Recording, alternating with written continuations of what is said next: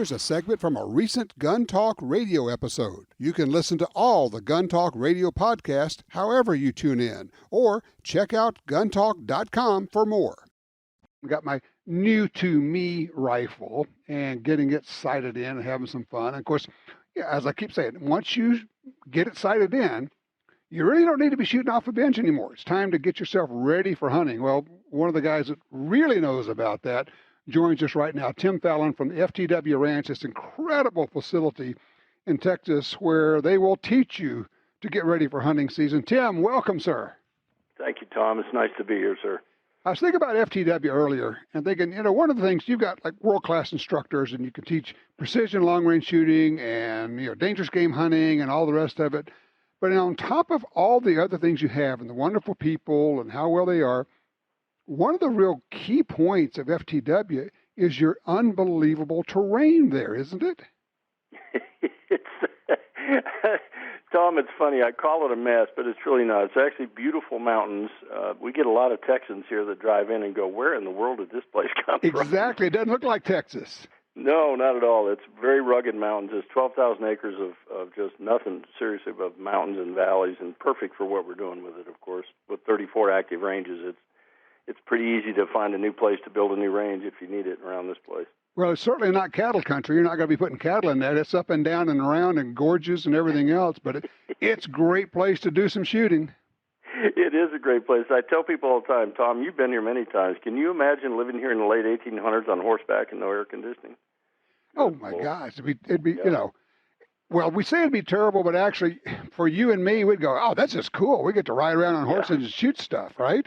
Yeah, exactly, yeah. It wouldn't be cool when the Comanche Indians came after you, though. Well, there's that. And talk about the hidey holes everywhere. Okay, so you can set up, people can do long-range shooting. They can do all the rest of it. You teach all this. You got world-class instructors. You got, former Marine, SEAL team, sniper dudes and all of that. But you see people come to your place from all walks of life. They could be, veteran hunters who've hunted all over the world. They could be first-time hunters. They could be like my granddaughter went there when she was 12 and took the class. What do you see? I mean, if you had to say, okay, this is the one thing that people either need to learn or need to work on to get ready for hunting season, what would you narrow it down to? Maybe one or two things. Tom, probably the most common thing, well, first of all, we have a favorite saying is you don't know what you don't know. And so a lot of people will come in with the perception that, look, they've had a bad experience in a hunt, and they finally decide, okay, I'm going to go get trained. Or the other very common scenario is the wife wants to get into hunting, and women are smart. So they say, look, I'm going to a hunting course, and you're going with me. Of course, the husband's like, I don't want to be there. I don't need this. Well, by day 2, she is just absolutely out shooting him. Right, right. And generally speaking, what we have a favorite saying around here too. It's your mind doesn't open, or your mind doesn't work unless it's open, just kind of like a parachute. So folks get here with the perception that any ammo is good for my gun. Not true. So it's pretty common for a guy or gal or whoever to show up with 200 rounds of ammo for a 4-day course, and they haven't tested it to make sure that their gun likes it, and it turns out it doesn't, and now they're capable of shooting better than their ammo.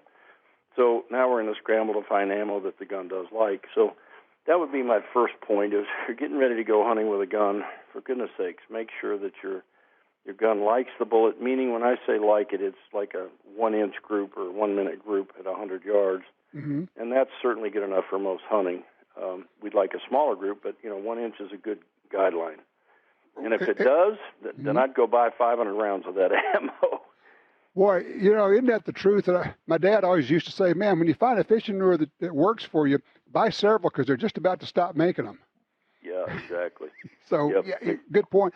I was out yesterday shooting my new to me ultralight arms 5-pound rifle. And everybody said, well, these little light rifles are fun to carry, but they don't shoot. I'm saying, well, I don't know. I'm shot first group was 3/4 of an inch. The next group was 1/2 inch. I'm thinking, I think I kind of like this gun. Yeah. Look, it's lighter guns are wonderful to carry in the mountains for obvious reasons. I've hunted with a light one, but you have to shoot them differently than you do a 12-pound gun. I mean, you have to manage the gun. You've got to load the bipod, or you've got to have a very stable rest because any body movement at all translates to that lightweight gun very easily. So yes. You just have to shoot it differently. And the other thing we find about the lightweight rifles, and I love them, we love them here, is that generally speaking, they're going to be 2 shots touching, and then the third one's going to be a little off, yes. half inch off, 3/4 inch off, and that's all due to barrel heat and yes. that sort of thing. I always say these are 3-shot guns, and after that, the elk's running anyway, and we've got a cluster. If I start to need 4th and 5th, now we've got an issue here. But well, exactly. And if you've got a 2-shot gun where the first 2 rounds are touching, in the hunting world, what's wrong with that?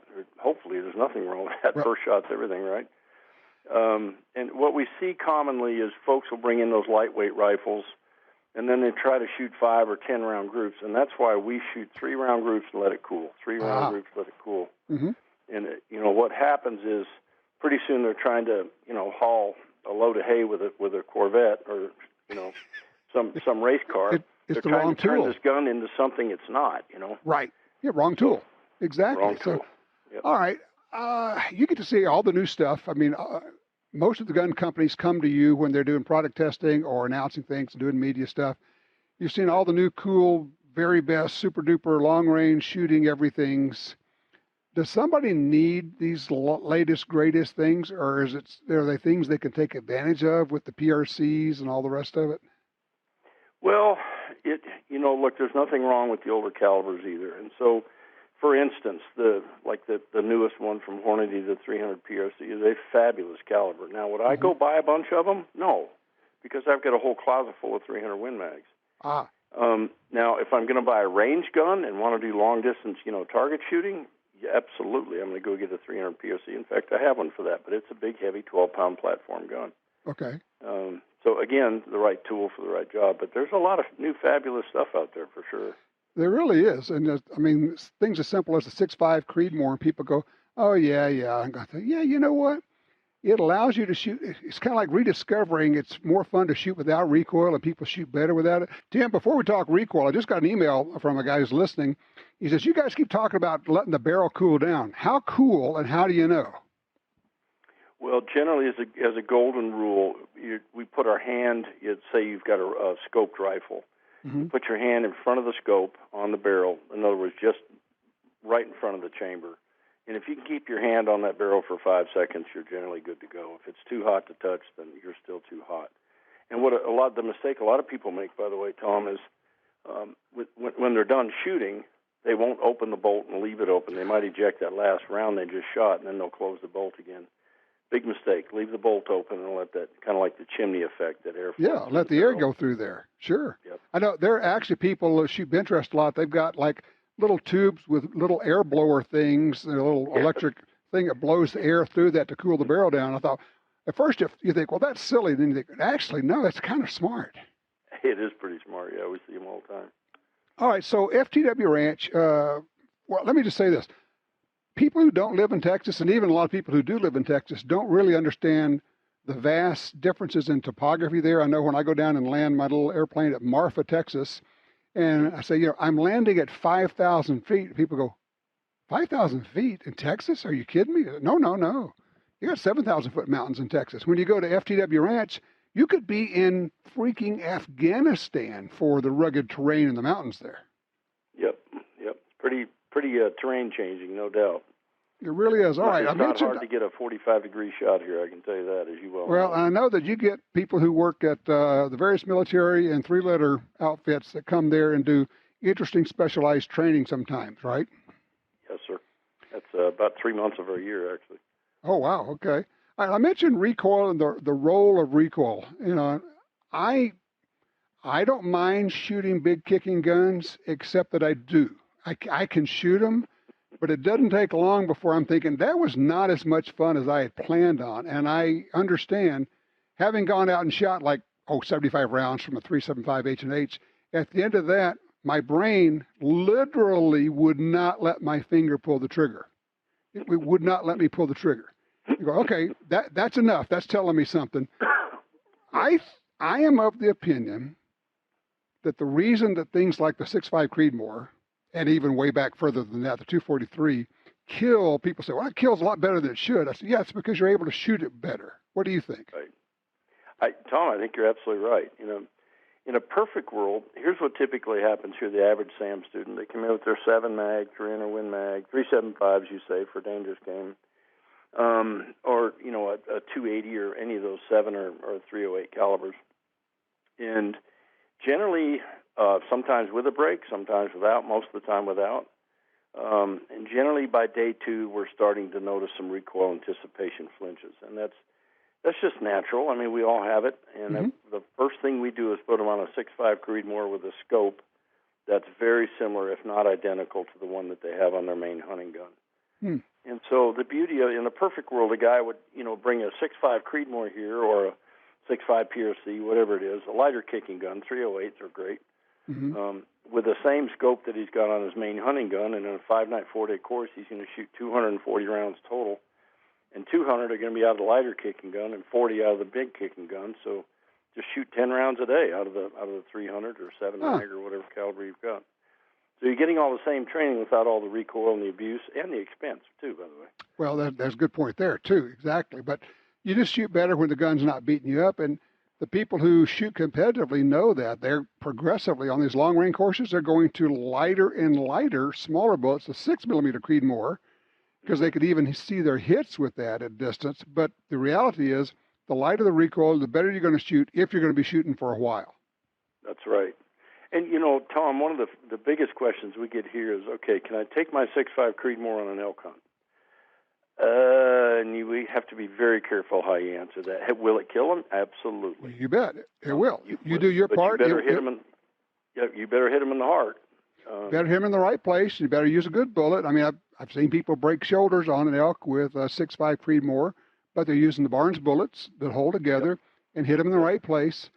But you are, and I have to say this, what you're doing, is this fair to say? You're giving away margin when you do that. Yep. Well, Tom, that's a great way to say it, actually. So, we've seen people take them to Africa and hunt kudu and Nyala and that sort of thing, but you're taking away margin. I'm going to remember that. If you don't mind, I'm going to plagiarize that. Yeah, go with that. You're just running a smaller. I'm a big center shoulder shooter, so that's why I prefer a 300 or any of the bigger, harder kicking guns. And so I like breaking bone. Nothing runs without a front end, right? And that bone fragment acts like a hand grenade inside the chest cavity. But if I were to do it with a Creedmoor, I obviously have to shoot it right up behind that shoulder in the lower third of the body to make sure I hit the heart. So it works, but boy, you're running a gauntlet, I think. Yep, there you are.